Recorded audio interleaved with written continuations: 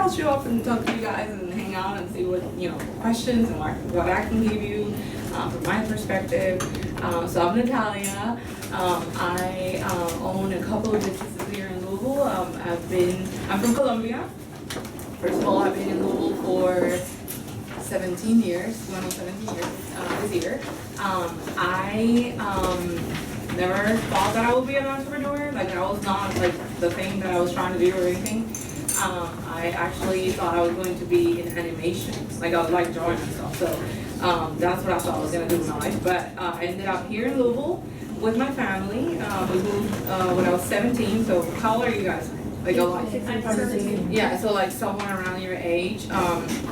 I never like worked a day in my life because in South America, typically your job is to go to school and do like really good in school, and that's it. And your parents are like super gung ho about it. So that was my goal. It's like I was gonna do awesome in school or whatever. And then we came here. My mom has a kidney disease, so when we came here, she couldn't work, and it was my whole family. So I don't know if you know a lot about how it is to start over somewhere, but you move, you leave your friends behind. It kind of sucks because you don't speak English. You get there and then you have to work. And you don't just have to work to support yourself, you have to work to support your entire family because there's 5 of us. So it's like my grandma and my brother, my sister that was like 11 at the time, and my brother's like a year older than me. And then my mom couldn't work. So I got here in like June of 2001 and then got my first job washing dishes at Applebee's, which was not cool. It was really terrible, y'all. It was like the smell was awful, and because I couldn't speak English, like I could speak English, I could understand, but like the y'all, like I didn't even know what y'all meant. I'm like, what does that mean? I don't know what you're saying. So it was hard, but I washed dishes at Applebee's from like the afternoon shift, like 4 o'clock to like 9. Then I would go home to our apartment. Eat whatever, get changed, and then UPS has something like a program where you go and you work the night shift from like midnight to 4, and they will pay for your school. So I would go and I would do that from 12 to 4, then sleep like 3 hours, and then go to school. I went to JCC at the beginning and then transferred to UofL when I finished my degree, but it was JCC from like, I don't know, like 8:30 in the morning till like noon, and then I finally eventually got a part-time job at like a State Farm agent's office, like as a front person. So that was my 3rd job from noon to 5. So I was like, that went on for like 3 years. So it was really, really awful. I mean, I didn't sleep a lot and I was super skinny. So, so that was good. But other than that, like I was like, like on the go, eating whatever you can, whenever you can, and working really, really hard. So it took me forever to get my degree.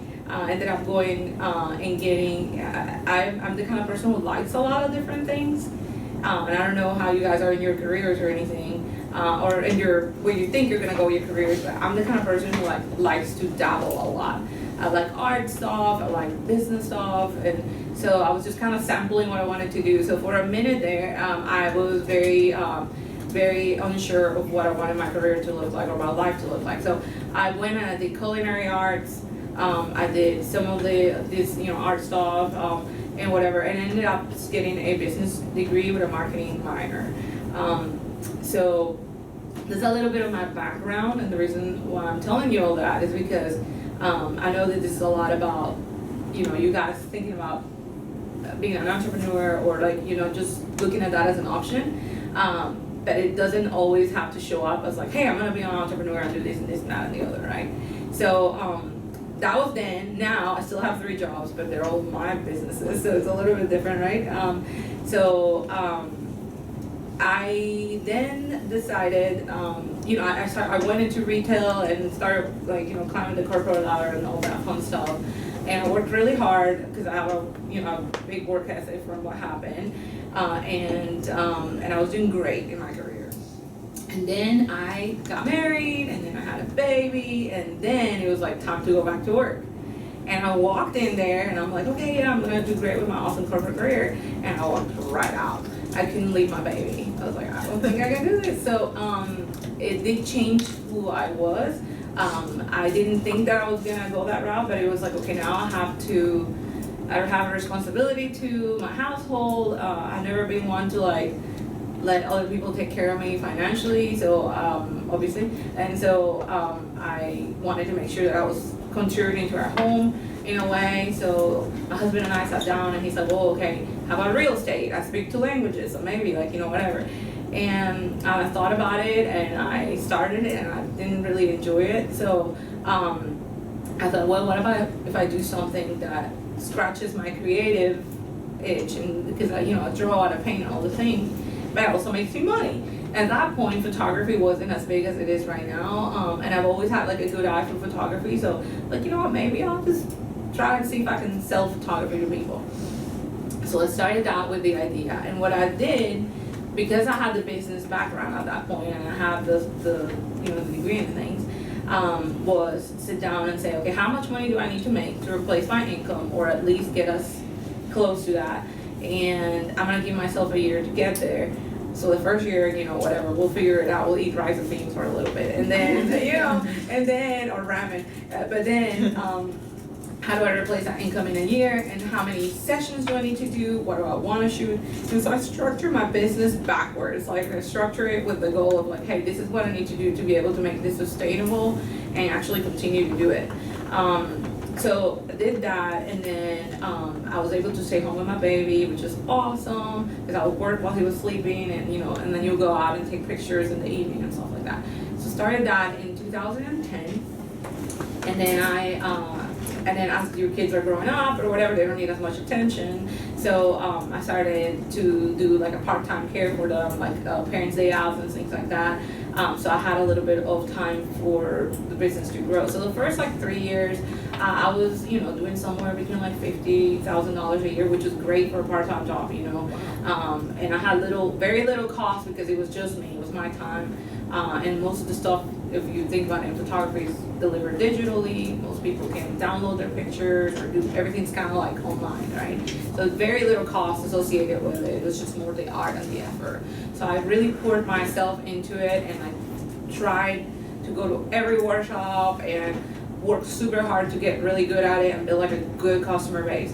And then when my first one, when Ethan was 4 or so, and I had a second baby during that time, when they were like 4 and 2, I was able to get a little bit more care. So now I was doing like 3 days a week of care of like 3 hours a day. And I'm like, you would be amazed what you can accomplish in 9 hours a week. So I grew my business from that 50 to 60,000 to, in like 2015, I was doing over 6 figures with that same and part-time time, and there was 2 of them, so it was a little bit harder, but it was great. And so I was really happy. I got my first studio. We're actually outside of the house, and we actually have a space, and it's awesome. Everything's going great. And then if you're an entrepreneur, you get an itch, and then you can't scratch it until it's like, it happens. So then I had this beautiful studio in Butchertown. I loved it. And one of the ways that I was able to be able to pay for rent, because rent is expensive downtown, is the idea was like, let's share this with other photographers. Like, 3 of us can get into the space, and we can share the cost and see how it goes. So we did that, and that was one of the reasons why I feel that my brand did so well. It's just that collaboration and having someone to like refer your business, and you can refer them when you can do it, whatever, and the business just kept growing. So it was awesome for like a year or so, and then my landlord was like, the way that the place was structured was, it's like a loft area that was divided into half of the building, and then the other half was occupied by like a music company. They did like production and stuff. Well, they left, and this space was open. And my landlord was like, hey, so I like how you transform all the stuff up here. What do you think about just making like a massive studio? And I'll let you list this for really, really cheap. So again, you get that itch, and you're like, oh man, I could probably do something really cool here. And you're like, okay. And so I'm trying to think of ways how I can monetize this space. So I started looking outside of Louisville, and that's kind of how I think innovation works. You start kind of looking at other places and things that have already been done, but how do you put your twist on it, right? And I saw this movement of something called co-working. And what co-working is is basically an idea where you share workspace with other people. So you share, you think of it like a gym, but for your office. So the desks are already there, the coffee is already there, and all you have to do is bring your laptop and work. But the cool thing is like you have a photographer, and then maybe a web developer, and then this person over here may be a banker, and then that person over there may be a marketing person, all in the same room working together. You may each have your own businesses, or you may work for someone else, but you get all those people in one space, collaboration starts to happen, big stuff starts to happen. So I thought, like, okay, maybe I can do co-working here. It looks like a really cool space, everyone that comes loves it. So I'm gonna go to IKEA and, you know, do like an IKEA run and buy like $1,000 worth of furniture and see what happens, right? And so we did that. I went to IKEA, bought a bunch, it was more than $1,000, but I bought a bunch of furniture, put it together with my bare hands. I'm terrible at tools, so it was not pretty. But we put some furniture together and called it a co-working space and opened the door. So we had about, I don't know, 12 to 13 members, so it was very organic, very grassroots. We were holding events for like Funds for the Arts and, you know, big companies like Adidas and the Southern Baptist Seminary and stuff were coming in and wanted, like, they liked the energy of the space a lot, and, you know, it was awesome. And it was a great space, but it was a little bit hard to find and access. So in October last year, we made a move from Butchertown to Nulu and opened our new location. And we went from like 12 members to like 47 members. So it's growing quite a bit. And then I got approached about at the same time to do the new entrepreneurship center that's opening in Louisville in November. So Story Louisville, which is my company, the co-working space, will be handling all the co-working for the new entrepreneurship center, which will be a really a cool place to go, and for anyone who has an idea to come out and sort of get help in developing and getting money, which is the most important part. Well, not the most important part, but one of the most important parts. So that's what's happening with Story Local. And then at the same time, of course, I was doing this. I was trying to figure out creative ways to market the space to people, because you want people to come in the door to kind of see what you're doing, right? So I thought, well, maybe what if we do like little classes? What if we just do like little pop-up classes and just throw it out there and see what happens? We started doing this thing, and I had a lot of friends from being a photographer that were creative. So people that were in the wedding industry that has like cool spaces and event spaces around the city. So I started calling them up and being like, hey, Jordan. She's like, this girl has her own like embroidery business, right? And like, hey Jordan, how you feel about like teaching embroidery to a bunch of people? And she's like, all right, I'll try it, whatever. And so I hooked it up with someone at Copper and Kings to have like this cool little pop-up event for like 10 to 15 people. So we started that in June of 2016. Yeah, June 2016. And that was supposed to kind of be the marketing arm for Story Louisville, and it just kind of grew and grew into its own thing. So we decided to separate it as a company, call it Level Up. And what we do is pop-up classes taught by local experts in different places in the city. So we started that then, and now we were in Lexington until this month. Actually, we're closing our Lexington market because we're gonna open up in Cincinnati. So that's going really well, and we've had over 4,000 students over the last 2 years, and it's grown quite a bit over the last 2 years. Our first year of revenue was $75,000, which is great for a operation of 2 people. So we're getting out there and have a lot of momentum going. So that's a little bit about me in a very quick nutshell. But now I want to hear about you. Like, I know that Angela gave me like a little tiny taste of what was going on, but I would love to kind of hear about you, how maybe I can help you if you have questions about how to start, or where to go, or whatever. So I'll let you start. Ta-da! Because you're too much. Okay. Basically, I feel like right now we're. What's your name? Oh, my name's Alicia. Hi, Alicia. And actually, I actually already met you at the 1804. Yes, hi. Okay, you have different hairs that day, so. Yeah. You had glasses that day, didn't you? No, I don't think so. Maybe, then we want to, okay, never No, mind. the other girl, Ariana. Okay, that's what it was. Yeah, Okay. it was me and her that was there. Awesome. Okay. And basically, I feel like we're kind of like at the beginner's level, but we're definitely like growing with like each speaker and each like different thing that we do. But we're learning like how to code like websites, how to build them from scratch. We're learning like HTML and CSS and learning like with the last speaker that we had, we learned about like design, like the importance of like different aspects and getting like branding and marketing and things like that. So and right now we're building our own websites kind of, and then we're gonna build websites for we're gonna build kind of like little experimental websites for different businesses. We're gonna work on that, and it's gonna work on that Saturday, meet with the businesses. That's awesome. It's gonna be pretty cool. That is awesome. But what about like you, specific to you? Like what is your thing that you're like, hey, I want to do this or this? I mean, I know this is no, but I like that because I didn't have that background either. But like, what is the thing? Like, why are you guys here? Out of all the kids in Louisville, why there's how many? 4, 8, 9 of you. Why the 9 of you? Why are you here? Like, what is your thing that you're like, hey, this is what I want to do? And it doesn't have to be specific to entrepreneurship. It could be like, hey, I really like helping people, like whatever. What's your why? For me, basically, like, I already knew what my major for college was gonna be. It's called Writing, Rhetoric, and Digital Studies. And then when I like found out about this program, I was like, this is totally gonna like tie in with what I want to do. And then I've always wanted to start like my own type of business. Never had like the specific idea, but I always knew that it was gonna tie in and like give me that platform that I needed. So I was like super interested in that. And then plus like, I'm getting paid to learn something awesome. Like, I love it. That was like the moment I was like, okay, yeah, let's do this. Awesome. And like, I worked at Wendy's. Yeah. Wendy's, and it paid me $8.25, and I didn't get enough. I didn't get as many hours that I get here. So it's like, it's just everything better. That's awesome. I love it. Good job. Okay, so my name is Toya. Hi, Toya. So the way, okay, how it started, I like doing websites, and I didn't know how to do like the nitty gritty with the coding or whatever. So I thought this was a good opportunity to learn, just to have something under my belt.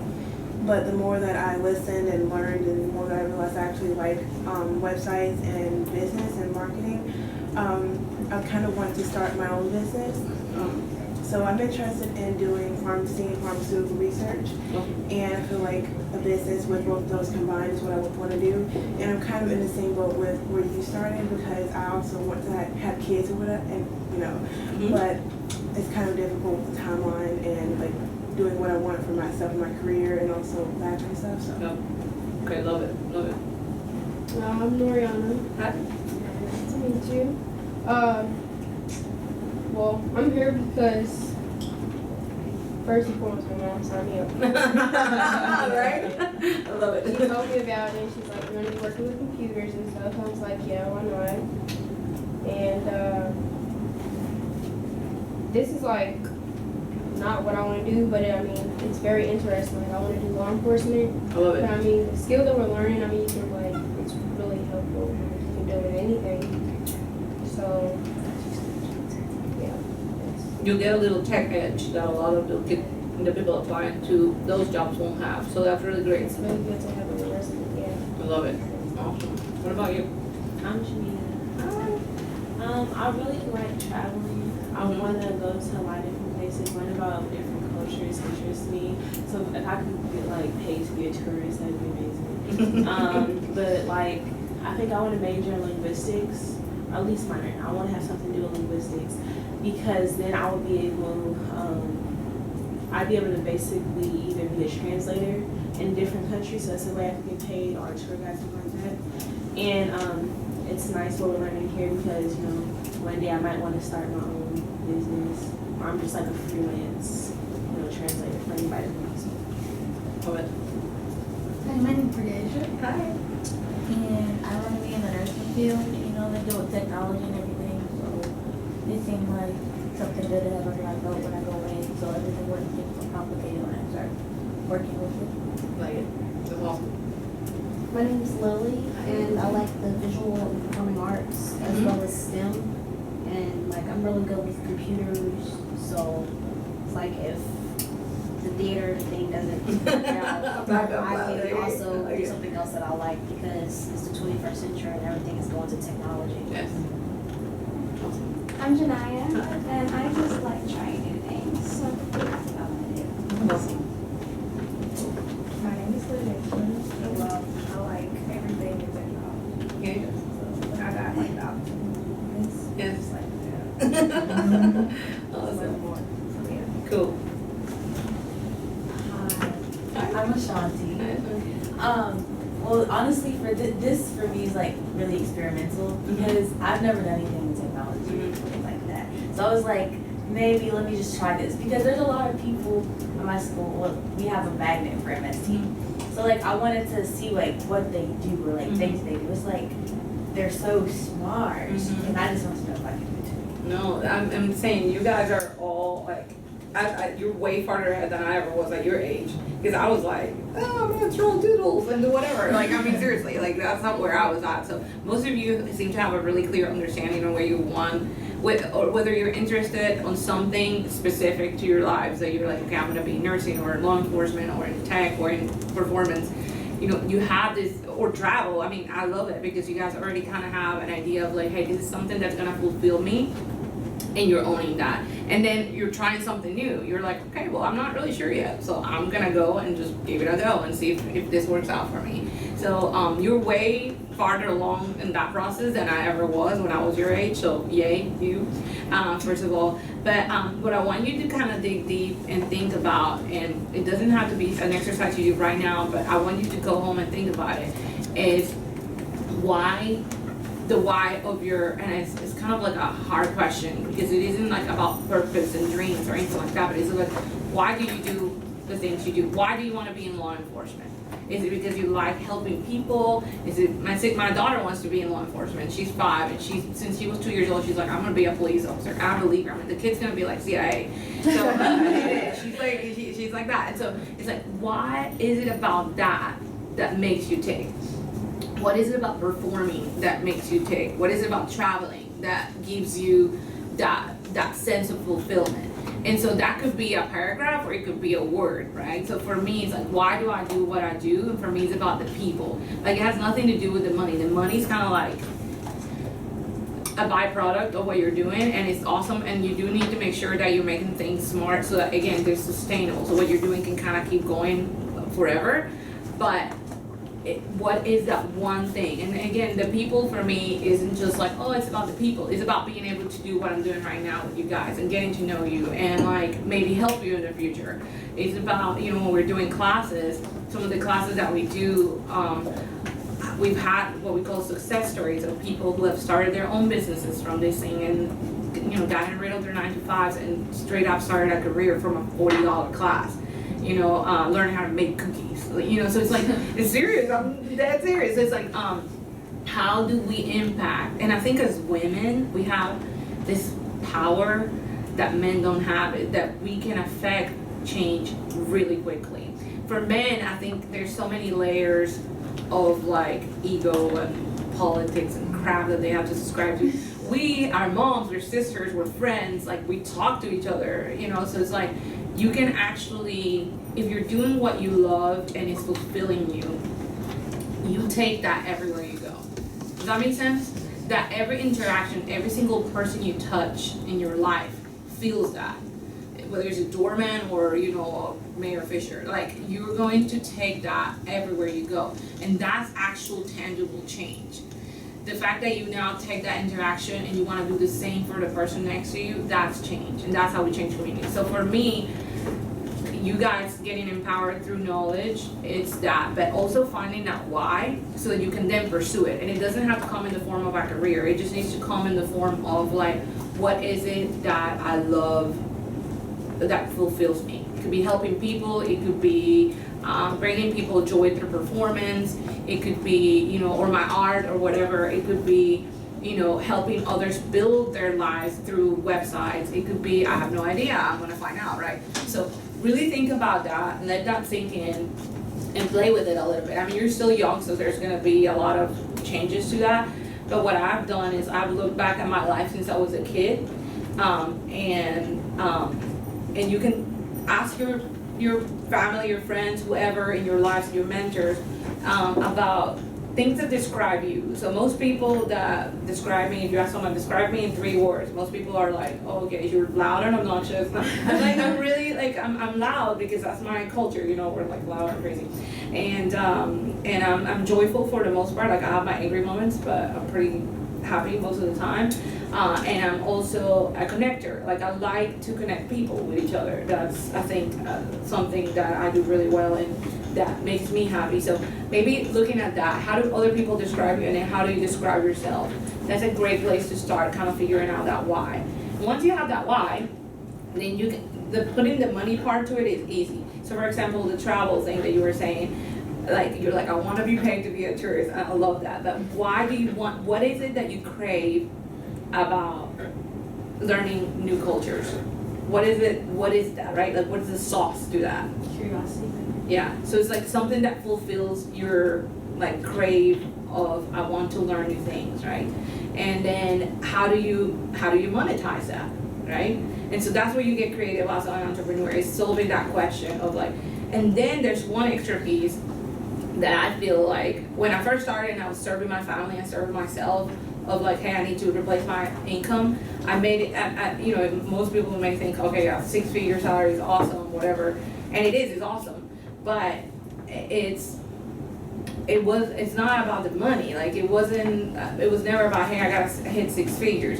But then I started this new thing, right, that was about community, and it was about tying my dream to the community itself. How can I bring something to Louisville that it doesn't already have and it is needed?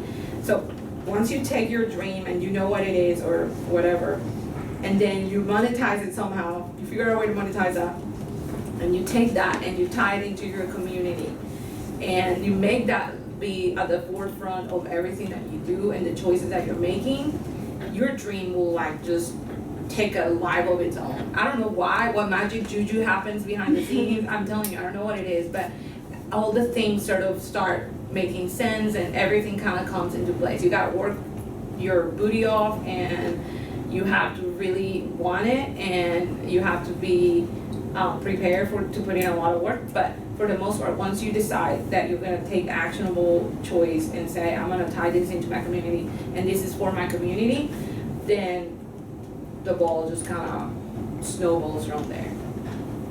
So that's my tidbit on how to get started with your entrepreneurship dreams and aspirations. Any questions about things?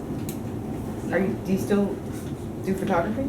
I do it only for my old clients. So my website got hacked, so maybe you guys can go through and fix it. But it's been hacked for like 3 months, and it got hacked late last year, and I fixed it. I paid like $600 to have someone fix it, and then it got hacked again, and I was like, I'm just gonna let it go because I've been so busy with this other stuff, and my old clients sort of keep me busy anyways, and they don't look at my website anymore.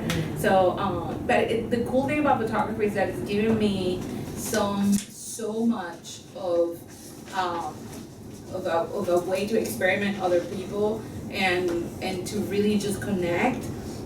That I don't ever want to say I'm not gonna do this anymore because it'll be hard to give up. But so like just last week I got the opportunity through an old client to photograph a 3-day event called Welcoming America, and it was here, and it was an amazing sort of 3-day convening of like all these agencies and service providers all over the U.S. that are doing stuff for refugees and immigrants, and like I got to meet Mayor Fisher, and like Ambassador Natalia Bishop was there, and she gave like this wonderful speech about being good hosts and what that means. And so like I've gotten to experience so much through that. I don't think I'll ever fully give it up, but yeah, definitely scale way down to what I was doing before. Yeah. So and also I think your circumstances change. Now my kids are 8 and 5, so they don't go to daycare, they go to school, and you guys are out there all day. So I didn't want to, I didn't want to, the whole point of this was, and another thing that I'll tell you that I think is important to understand is like your definition of success has to be your definition of success. You can't let other people put their box and tell you what success looks like for you. you have to sit down and say, I will be successful when I do X, Y, Z. And what does that look like for you? So it could be, hey, I want to have a career and I hit the, you know, C-suite job or whatever. Or it could be, you know, when I make FBI head of, do you know the head of FBI in Kentucky is a woman? She's pretty cool. She's pretty cool. I got to photograph her or something. She's a pretty cool lady. You know, so there's some stuff that you can kind of decide, hey, this is my goal, but don't let other people put that on you. Like, you gotta sit down and say, hey, this is for me. When you were talking about having kids and that's clear to you, that's something you wanna do, let that be a factor in your decision making, but know that you can decide what that looks like for you. So for me, it was like, I know that I wanna be with my kids 3 days a week, and that was my success. Can I make X amount of money and be at work? Because work is really important to me. It's and I know maybe that's not the right thing, but for me, it's a measurement of worth. It gives you, they say there's like 3 sides to a person, and part of that is like your work, whether that's at home, because stay-at-home moms still work, I mean. And then, you know, the other parts are kind of like self-esteem or whatever. But for me, it's like work, what I produce, what I'm bringing back to the world is extremely important. So I didn't necessarily want that motherhood step to define me, but it also does define me, you know. So figure out what that sauce is, and you know, make your decisions with that in mind. And I know it's a lot to put out on 16-year-olds, but you know, but it's a good thing ahead of like not letting other people define who you are, or what that's gonna look like for you, you know. That's the goal. I have a question. Yes, ma'am. So you said in your first 3 years of starting your business, you were making like $50,000 to $60,000. Was that just from doing photography, or was there something else that you were doing? That's it, for photography. Okay. You would never think it's crazy, right? Yeah. So my husband's an engineer, so he's like a super, I love him, I hope he doesn't see this, but he's a very square person. He's you know, like engineers are very much like logical, rational beings, and I'm like, you know, like rainbows and unicorns, and so I'm like, hey, so I'm gonna make $50,000 doing photography. He's like, what? You know, and I'm like, yeah, let's give it a year, or whatever, and we made this choice. But what I did was I went back and I figured out how many sessions it would take me, what I needed to price them out in order to get to that point. And then it just becomes like 2 + 2 = 4, right? Then it's just like you're saying, okay, I only need 10, and you're like, oh yeah, I can do that. And it's, you're just like being, of course, the first like 3 months, I think I worked for free forever, where I started volunteering and doing like free sessions for people, anyone that will let me, and I wasn't that good either. So I wasn't, you know, at that point I was kind of sucky. So it was like, you know, letting people be in front of the camera for free. I never discounted. I just did it for free until I wasn't doing it for free. It's like when they give you those samples at the mall, they hook you and then you're like, gotta go back to it. So it was the same thing. It's like, I'm gonna do all this work up front, and it happens like that when you're doing business. Anyone in entrepreneurship will tell you like it's hard to break even. Like it's hard to get to the point where you're like, you know, whatever. But it takes some time where you're just straight up gonna be working for free. So if you decide at some point that you're gonna go the entrepreneur route, know that it's perfectly okay, if not encouraged, to have a side gig, to like actually have a 9 to 5 and this be your side gig so you can sustain it for the first 2 years. That's perfectly valid, and instead of getting yourself in debt. So there's tons of different ways to do it. My way was like, hey, thankfully I had the support of my husband, and like we had enough saved up that I could do that job and not have to have an income for a minute, and then I could do it. But yeah, it takes a minute to get it together. So that right now is a perfect time for you to start something, because you don't necessarily, well, I don't know your family situation, but you don't necessarily work 9 to 5. Of course you school 9 to 5, but a lot of this could be like projects for school, and you gotta sell yourself at this point, right? So yeah.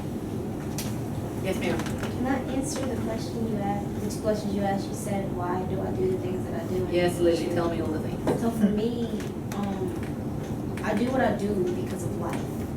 To me, it's if one day someone came in and was like, it's bands, performing would be bands, then it wouldn't be worth me living. Life would not be worth me living without doing that, because I've been doing it since I was born. It's what makes me who I am. And like for me, success isn't about how much money I make. It's more about if I can make someone laugh or cry, if I can make someone feel a certain way about what I want them to feel about, then that is successful to me. I freaking love that. That's awesome. And I think that for you to feel that way about something that's so intrinsically deep in you, that's a beautiful thing. And not a lot of people have that. Not just at your age, but like there's old people dying that don't have that. And I think you need to take that ball and you run with that ball. You know, the fact that you can, like, I'm getting goosebumps in the back of my head thinking about it. Like the fact that you can identify that and say, you know what, this is who I am, right? And how you monetize it and make it sustainable, that's the entrepreneurial part of it. Your job is to sell yourself now. Like you're running a company that's called Lily, right? And that's who you're selling, like, right, that's your company. And so you have to brand yourself. And so what you're learning here isn't just about an actual website, but it's like how do you adapt that into what you're trying to sell. And what you're trying to sell is you, right? So take everything you learn here and you need to sponge that and like realize that that's for you to create your own brand as an artist and to define yourself as an artist, because the product is Lily. So I love that very much. Good job. Your family should be really proud of you. Just saying. Are you siblings? Ah, cool. You're like, dang it, I'm just experimenting over here.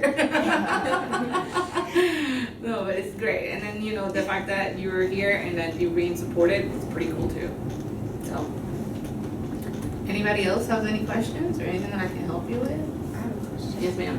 So I'm actually really interested in photography. Mm-hmm. It's like something I really love to do. Mm-hmm. So then I really started like exploring that. Like when I went to produce my documentary and like put that together, I really started exploring like photography because I had to have pictures for it. Mm-hmm. So like, how did you find like classes and like workshops? So I've always been, like I was telling you, like an artist. So like I knew like color theory and painting and things like that are very similar concepts to photography and composition and things like that. So that part I already kind of had under my belt. It was the like actually getting up and taking the picture. I had no idea. Like I never touched a camera. And literally would give my husband, he bought the nice camera, you know, like the $700 Canon, and you're like feeling great about yourself. So I'll hand it to him and he will like do whatever and then hand it back to me, and then I'm like, okay, and then I'll just take the picture. So I had the eye, but I didn't have the technical ability to it. So a lot of this stuff I did like YouTube and online, and it took me a long time because I'm more of a hands-on learner than I am I'm like an online learner, if that makes sense. I like to ask questions a lot and whatever.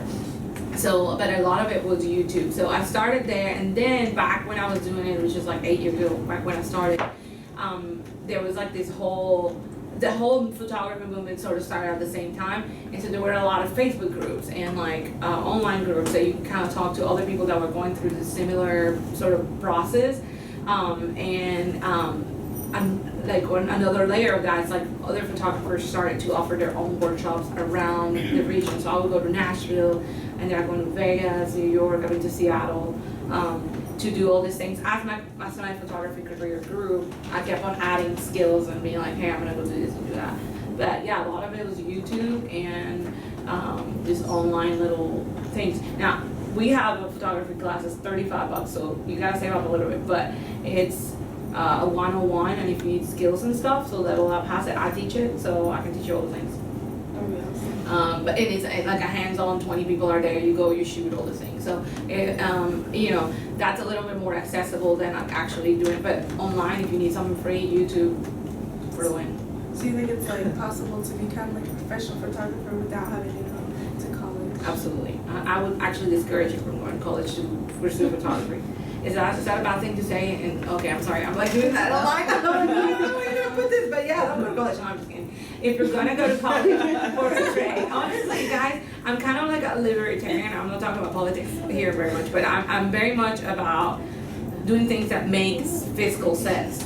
And while the arts are amazing, and there's certain things that you should go to college and pursue, I think there are other things that may not necessarily take you that 4-year length that you could learn the skill in a shorter period of time, and then actually go to school for the business portion. Actually go to school to learn, you know, some of the marketing portion. That's the stuff that you may not necessarily be able to find online or as easy access, and don't get yourself in, you know, $60,000-$70,000 worth of debt. That's the same. maybe. But you know, if you are, I'm not saying that arts aren't a great thing to pursue in a traditional educational settings. I think that there's definitely some value there, but there's some specific arts versus others, and some of the, like, I mean, it depends on the type of photography you're trying to do. If you want to become a fashion photographer and shoot for Vogue magazine, I can give you an example of a local photographer right now that is shooting all over the world. He started like 4 years ago. He's probably making, I don't know, $300,000 to $400,000 a year doing photography, and like just making a huge name for himself. He's actually doing a TEDx talk here in Louisville. So if you guys want to participate on that, it starts July 10th. His name is Clay Cook. Look him up. He does fashion photography strictly, and he shot for everyone. He's sponsored by Canon and Nikon and all the people. So I mean, there's definitely a way to do that where you don't have to go and shell out 60 grand. And it's a little faster result. But the main thing is, you know, just experimenting with it and keep going. Yeah. Anybody else? Thank you. Yes. So, like, all the businesses you started, did you have to take out loans at any point? So this actually, what's really funny is that today at 1 I have to go meet with PNC for my first loan. So 8 years in, I'm gonna go do a first loan. So everything that I have done, it's been a long time. And that the only reason why I'm doing this loan is because it is a big chunk of change. We're looking at our build out for this new entrepreneurship center for Story is somewhere close to $250,000. And so I don't want to put my family in that kind of risk. So we're looking at, you know, financing solutions. And there's a point at which it makes sense. So to give you a little bit of background, when I started photography, and I was like, okay, I'm really gonna do this. My husband and I sat down and looked at our savings account, and we're like, okay, we have this many months, and we have this much cash for equipment. And I'm like, well, and the assets, the equipment, it's sellable. So if you screw up and you're like, okay, I'm not doing that anymore, you can still sell it, right? So, okay, so we saw it kind of like a little bit as an investment. So we had a little bit of money saved up. I went and bought like $10,000 worth of equipment at that point. And that was a lot of money. This was like a year in. So at the beginning, I just bought the one camera, and I think maybe it was like, I bought it refurbished off of Canon's website. So you're scrapping, like you're just getting whatever you can. Seriously, because if you go and you spend $1 bajillion on something you're not really sure it's gonna work, you know, it could be really detrimental for your future. So go scrap out whatever you can. Like if you're gonna do like a blog, say you're gonna do like a blog for travel, right? And it's just you, and you want people, like there's kids making like millions of dollars this way. So I don't see why you couldn't do it, you know? Honestly, that's another thing. Like, don't look at anyone that's doing what you want to do and be like, oh, I could never do that. Somebody said, I'm sorry. Yeah, go for it. Somebody was like, could you imagine if Rihanna didn't make her makeup line just because everyone has one? Exactly. Just like, she's really It's do you, like do you. Yeah, she's amazing. I mean, she's a great entrepreneur. Like, you know, she's made a brand for herself, and now it's monetizing the crap out of it. So the same thing goes with you guys. Don't ever look at something that someone else is doing and be like, oh, it's gonna discourage me from doing it. Because the one thing that those people don't have is they don't have the you factor. Like, you're gonna bring a twist to whatever it is that you're doing that's gonna put your stamp on it, right? Does that make sense? So don't let that be a deterrent factor. You do have to look at your market and make sure that there's a place for it. But if there's not a place for it here, move, go somewhere else, you know, and find where there's a place for it. I'm also telling you to move away. Don't move away. Your friends are gonna be like, what is that lady teaching? Move away. But if you can, I mean, if you have the opportunity to, why not? You know, I think I was a little bit scared of moving away, which is why I didn't go to school for animation, because I would have had to go to California. And obviously with the situation in my home, it was a little bit different, but I had a lot of responsibility attached to it. But if I had to do it again, I probably would have done it that way. I would have just gone, just to try, even though I love my life and my kids and my husband and all the things, but, you know, but yeah. So I would say, like, there's no reason why you couldn't be successful at, and it's, what's cool about your generation, guys, is like, when I was growing up, it was like doctor, engineer, architect, maybe architect, I don't even know, that was considered too artsy. Right. You know, like, yeah, it was like too far afield Right. for what you're trying to do. Like, so it's like, all these little boxes, and if you didn't take those and you weren't successful, like your parents were like, oh my God, you know, whatever, why aren't you a doctor? So, but your generation is like, you can literally do whatever it is that makes you happy, and you can make a life for it, and it's not even that difficult. The whole idea that you have to like hustle, I hate the word hustle, because it's like, it implies that you can't have work-life balance. It implies that you can't have your cake and eat it too. You can't have your cake and eat all the cake and still make money. You know, so I mean, you do have to work hard. Don't get me wrong, but there's a way, absolutely, that you can do it. Just get creative and don't be scared. You're gonna fail. I'm not telling you that's not the case. You probably. So I think the difference between successful entrepreneurs and people that go back to the 9 to 5 is just who has the higher pain tolerance. Does that make sense? Because you're gonna get the pain, it's coming, right? Every time. And it's the same thing for performers. It's like most of the people that really make it, that you think, oh my gosh, I got this big break, final, and like overnight successes, those people have been working for 15 years to get to where they are. So it's who can stay in there longer, who can stay in there and just keep going. And then there's a measurement of luck, right? I think a little bit is access, which I think not just as an entrepreneur, but as a person in general to be successful. One of the things that I feel like it's important to acknowledge is that some people have more access than others, right? We don't all have a seat at the same table, even though we want to pretend we do, right?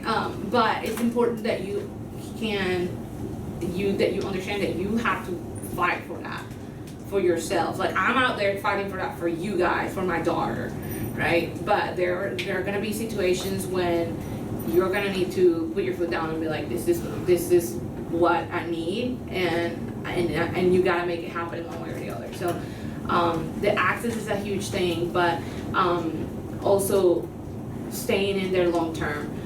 One of the biggest pieces of advice that I was ever given was, as a photographer, I actually went to go shoot a wedding in Maui, which was pretty cool. And they paid for my flight and my husband's flight because he was my second shooter. So it was awesome. Like, yes, we got this free vacation out of it, right? But you know, I got to go shoot this wedding, and then we actually stayed with this older couple that he was the vice president of, he was the CFO for Honda for a while. And then the wife had her own nonprofit, and also had like her own company and stuff. And they were older, retired at that point, and had like homes in Maui and California and all the places, whatever. And so we're in their home in California having breakfast with them, or no, in Maui having breakfast with them. And I was like, hey, do you have any advice? Like, what, if you have one thing to give me, what do you? And he said to me, he said, and they're like self-made people too. They weren't like, you know, coming down from generations of people that have been doing this. But he said, success is when opportunity meets preparation. And I said that I feel like that's my one mantra in business, but also in life. It's like, success is when opportunity meets preparation. And think about that, let it roll over. So I think if you know what you want, you can kind of sort of in slow motion see it happening. You can identify the things that are gonna make that come through for you, and when those signs start happening, you're gonna be able to know and be prepared to do those things. So it means knowing your stuff ahead of time, and then being able to foresee those moments happening so you can seize it, right? That's it. Yes, ma'am. I think I have a question. Okay, so like, of course you like network and it was like more social and everything. And with me, like, I have, sometimes I have issues with doing that. So like, what type of tips would you give to like make sure that you're branching out and trying to make connections? Okay, so I don't think the number of connections matters as much as the quality of the connection. Does that make sense? So there was a book that you should read. It's kind of a boring book that was written in like the 30s. It's by this guy called Dale Carnegie. If you feel better about it on Audible, you can put it on like 2.5 speed and you'll get through it in like 2 hours. It's a very short book. Dale Carnegie, and it's called How to Win Friends and Influence People. And it is actually a book on how to care. If that makes sense. How to care. Because I don't have to remember your names, but I will remember your names. And I will remember what you're about. I care. Why? I don't really know, but you know, I don't, you know what I mean? Because but I care about you the same way that I would care for, again, Mayor Fisher or the homeless man on the street. Like, I care about people equally, and I think one of the things that is, if you genuinely can get to that place where if you go to network and you meet somebody and you spend 10 minutes with them and they give you one tidbit about something in their life. Like one example that I can think about is like this one time I was talking to the event coordinator at Copper and Kings, and we had just finished the very first event we did with Level Up with her there. And after the event was over, we went to Butcher Down Grocery right across the street, and we were talking, and she was at the bar grabbing a drink, and I sat down with her, and we're talking about something completely random, we're talking about life, whatever. And she said, I always lose my keys for my car or whatever, blah, blah. The conversation was over. I went online and I got, have you ever heard of Tile? Which are like this Bluetooth thing. I love that stuff. Because I always lose my keys as well. And so I mailed her a Tile. It was $15. That lady will do anything I ever ask her for. Like she will jump in front of a drink for me, that kind of deal. Like she will, and it wasn't like I wasn't trying to be like, hey, I want to do this for you so that now you owe me. And genuinely was like, hey, you're super cool, thanks for what you did for me, here's something that I think will help you, right? And it's like that when you meet people and they talk to you about their families and what they enjoy doing. Like remembering those things and actually caring about people will go way farther than handing out 25 million different business cards to people that may not even, like, who cares? Like I don't even, like I throw away business cards for the most part. Like, you know, if I make a genuine connection with you, that's way worth way more than any amount of business cards you're handing out. So when you go to network, I think it would be important to identify who is it that I'm trying to meet, or what kind of people am I trying to meet, and then within that room, deciding if you're kind of scared, and it's that kind of exercise, you get good at it, right? The first time you may be super awkward and sweaty and whatever when you go to say hi to someone, but the more you do it, the better you get at it. And you can walk into a room and say, okay, I'm gonna make a commitment to myself to talk to 2 people. That's not too bad, right? You walk up to somebody, hey, I'm such and such, give them a little bit about yourself. And one of the best things you can do is let people talk. Because when people, no one listens to anybody. Think about that. You know, like you're all there like on your phone or whatever, and you're not really caring. But ask them about themselves, not necessarily about their business, but what do you like? What do you like to do? Like, oh yeah, I like to do that, whatever. So like, I mean, who are they? Getting to know them versus what they do or what they would be important to you. And also know that networking isn't about, or it shouldn't be about what you're going to gain from them or what they're going to gain from you, because you never know, especially in a city like Louisville, which is tiny, it's a really small city, everybody knows everybody. So they may not be the person to help you, but they may know 2 steps down the road someone that can do whatever you need them to do or whatever. So I think the queen of all networking is in jelly, so you should ask her. Because that kid is insane. She's awesome. Yeah. Ladies, I have to head out. Gotta go meet with PNC so they can give me my giant loan. But hopefully. But yeah, it's been a pleasure to hang out with you. And if you have more questions, feel free to email me. I think, Alicia, do you have my information or? I can get it. Yeah, okay, perfect. Yeah, feel free to hit me up if you need anything. It's been really cool to get to know you. So I wish you guys lots of really good luck. Thank you so much. All right, y'all. Have a great day, okay?